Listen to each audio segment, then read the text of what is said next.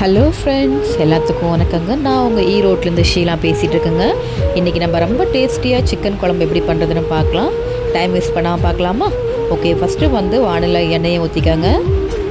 தென் சோம்பு ஒரு ஸ்பூன் அளவு போட்டுட்டு அது நல்லா வெடிஞ்ச வரோடு நல்லா தாளிச்சிக்கோங்க.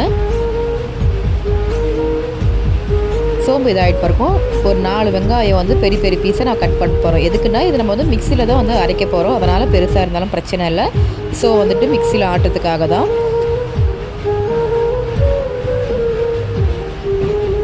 அடுத்து நம்ம வெங்காயம் நல்லா ஒரு லைட்டாக ப்ரௌனிஷ் வந்தால் போதும்.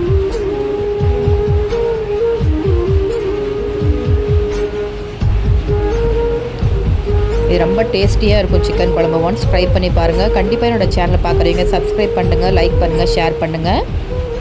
அடுத்து நம்ம தக்காளி ஆட் பண்ண போகிறோம். 2 தக்காளி பெரிய சைஸ் தக்காளியை கட் பண்ணி போட்டுக்கோங்க. நல்லா கிளறி விட்டுருங்க, அடி பிடிக்காமல் பார்த்துக்கோங்க. ஸோ பிரைட்னஸ் கம்மியாக இருக்கும், நிறைய பேருக்கு தெரியாமல் இருக்கலாம். நான் கீழே உட்காந்து தான் பிடிச்சிட்ருக்கேன். ஸோ கேமரா கிளாரிட்டி இல்லைன்னா மன்னிச்சிக்கோங்க. கண்டிப்பாக உங்களோட சப்போர்ட் எனக்கு கண்டிப்பாக தேவைப்படுது. அடுத்து நம்ம 2 பச்சை மிளகா போட்டுக்கிறோம். ஏன்னா குழந்தைங்க இருக்கிறதுனால காரத்துக்கு தகுந்த மாதிரி நான் போட்டுக்கிறேன். உங்களுக்கு காரம் அதிகமாக சாப்பிட்றீங்கன்னா 4 பச்சை மிளகா நீங்கள் போட்டுக்கோங்க.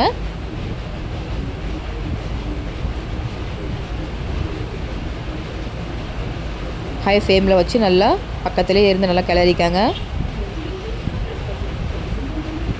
ஹை ஃப்ளேமில் வச்சுட்டு வெளியே போயிட்டு சரி போய் டீ பார்த்துட்டு வரலான்ட்டு விட்டுறாதீங்க. ஏன்னா கருகிடும். தயவு செஞ்சு அடி பிடிக்காமல் பார்த்துக்கோங்க.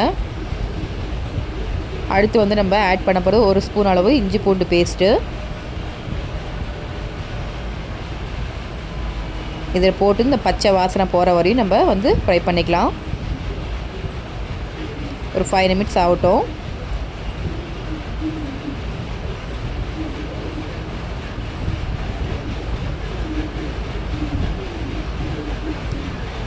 இது ரொம்ப டேஸ்டியான ஒரு சிக்கன் குழம்பு. எங்கள் ஊரில் அப்படின்னா பெங்களூர் ஸ்டைலில் நான் பண்ணியிருக்கேன். ஒன்ஸ் ட்ரை பண்ணி பார்த்து கமெண்ட்ஸில் சொல்லுங்கள், ஷேர் பண்ணுங்கள், லைக் பண்ணுங்கள்.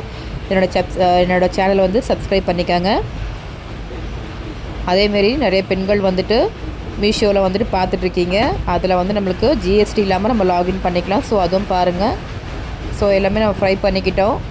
என்னோடய சேனல்ஸ் ஓப்பன் பண்ணி பாருங்கள். மீஷோ பற்றி நான் கொடுத்துருப்பேன் அப்டேட்ஸ் உங்களுக்கு.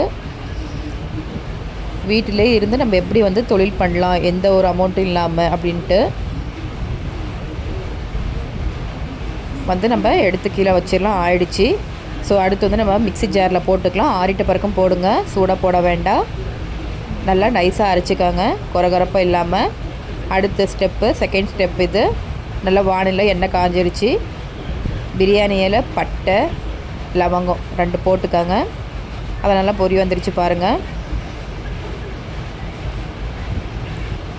இதில் ஆனியன் போட்டுக்கோங்க. வெளிச்சம் கம்மியாக இருக்கிறதுனால தான் உங்களுக்கு ரொம்ப பிளாக்காக தெரியுது, மன்னிச்சிக்கோங்க. அடுத்து நம்ம டொமேட்டோ ஆட் பண்ணிக்கணும்.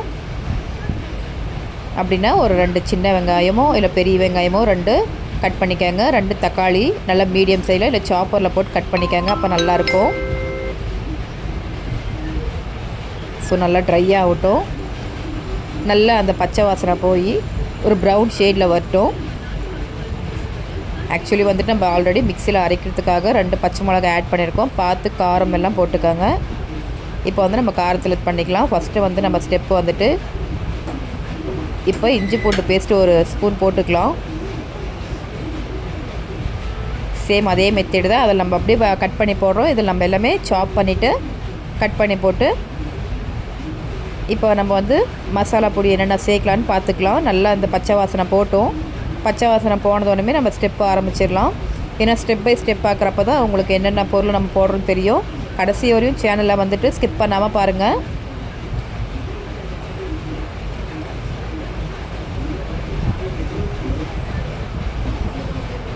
இதுக்கு நம்மளுக்கு கலர் அதிகமாக கொடுக்குறதே நம்ம மசாலா பொருட்கள் தான். ஆக்சுவலி நம்ம மசாலா சிம்பிளாக வீட்டில் இருக்கிறத நம்ம பண்ண போகிறோம். இப்போ ரொம்ப சிம்மில் வச்சுக்கலாம். ஏன்னா மசாலா போடுறப்ப கருகிடும். அதனால் சிம்மில் வச்சு நம்ம மசாலா ஆட் பண்ணிக்கலாம். நல்லா எண்ணெய் மேலே பாருங்கள் தேங்காயும் வருது. இந்த டைமில் நம்ம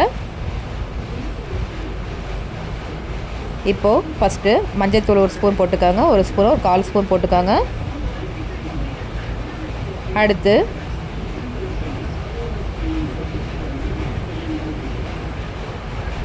மிளகாய் பொடி. இது வந்துட்டு ஒரு ஸ்பூன் தான் நான் போடுறேன், சின்ன ஸ்பூனில். ஏன்னா ஆல்ரெடி நம்ம பச்சை மிளகா வந்துட்டு சேர்த்துருக்கோம். அதனால் காரத்துக்கு தகுந்த மாதிரி போட்டுக்காங்க. 3 ஸ்பூன் மல்லித்தூள் போட்டுக்காங்க.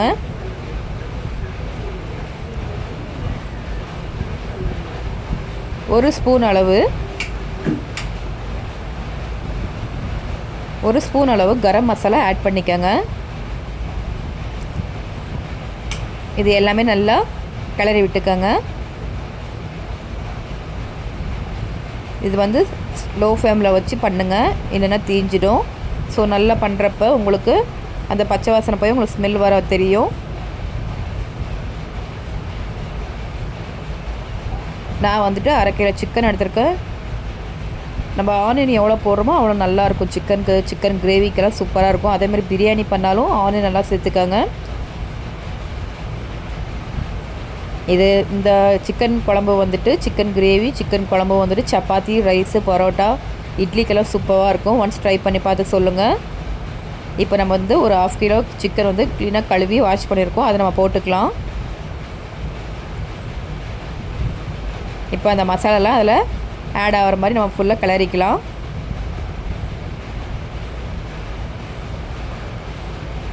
உங்களுக்கு குழம்பு மாதிரி வேணும்னா கொஞ்சம் தண்ணி சேர்த்துக்கோங்க. இல்லை எனக்கு நல்லா கிரேவி மாதிரி வேணும்னா நம்ம இருக்கிற மசாலாலே கிரேவி வரும். ஏன்னா தக்காளி அரைச்சி போட்டிருக்கோம், தென் வந்துட்டு நம்ம கட் பண்ணியும் போட்டிருக்கோம்.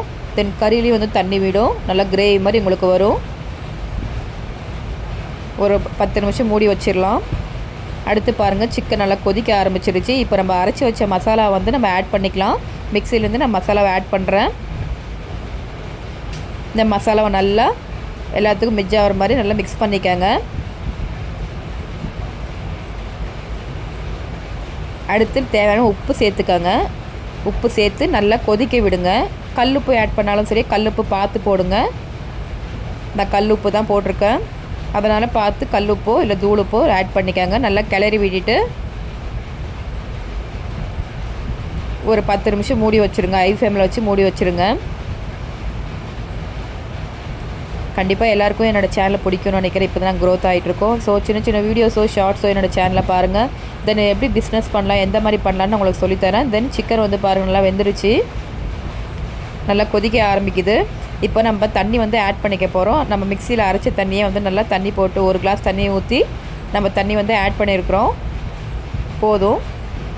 நல்ல கலர் பாருங்கள் எப்படி தெரியுதுன்னு. நல்லா கிரேவி கன்ஸ்ட்ரக்ஷன் வந்துருச்சு. கொஞ்சம் மூடி வச்சுக்கலாம். எனக்கு ரொம்ப வந்து குடமிளகா ரொம்ப பிடிக்கும். குடமிளகா போட்டு தின்ன ரொம்ப பிடிக்கும். அந்த ஃப்ளேவர் ரொம்ப பிடிக்கிறதுனால ஒரு பாதி குடமிளகா கட் பண்ணி நான் போட்டிருக்கேன். உங்களுக்கு பிடிச்சிருந்தா நீங்கள் போட்டுக்கலாம், இல்லை ஸ்கிப் பண்ணிக்கலாம்.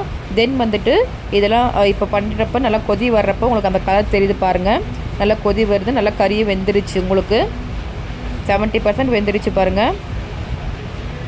இப்போ நம்ம கடைசியில் என்ன பண்ண போகிறோம், கொத்தமல்லியை போட்டுக்கலாம். கொத்தமல்லி போட்டு அரைச்சி விட்டுட்டு தென் வந்து கடைசியில் உங்களுக்கு முந்திரியோட பேஸ்ட் வேணாலும் நீங்கள் ஆட் பண்ணிக்கலாம். பட் நான் அதை போடலை. உங்களுக்கு முந்திரியோட பேஸ்ட்டோ இல்லை வந்துட்டு உங்களுக்கு தேங்காய் பேஸ்ட் வேணால் போட்டுக்கலாம். கண்டிப்பாக டேஸ்ட் பண்ணி பாருங்கள். என்னோடய சேனலை சப்ஸ்கிரைப் பண்ணுங்கள், லைக் பண்ணுங்கள், ஷேர் பண்ணுங்கள் ஃப்ரெண்ட்ஸ்.